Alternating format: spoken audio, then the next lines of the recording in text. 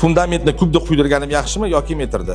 Albatta fundamentini kubiga quydirganingiz xonadon egasining cho'nchagiga ancha iqtisod bo'ladi. Men sizlarga hozir tushuntirib beraman.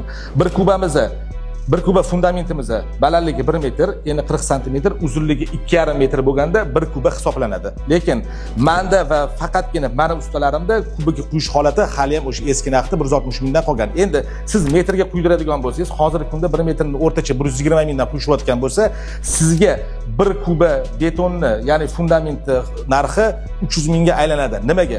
Metrda quydiradigan bo'lsangiz, 2,5 metrni 120 ga ko'paytiradigan bo'lsangiz, bu 300 ming so'm bo'ladi. Endi tasavvur qiling, siz 1 kubani 300 mingga quydirganingiz yaxshimi matematik hisobdan yoki 1 kubani 160 mingga quydirganingiz yaxshimi? Endi men yana bitta narsani aytib ketmoqchiman. Bu narx faqat menda va meni ustalarimda. Qolgan ustalarda, qolgan prorablarda narx-navo qanaqa, uni xonadon egasi o'zi baylashaveradi. Bu narx faqat menga tegishli. Menga obuna bo'lishni esdan chiqarmanglar. Salomat bo'linglar.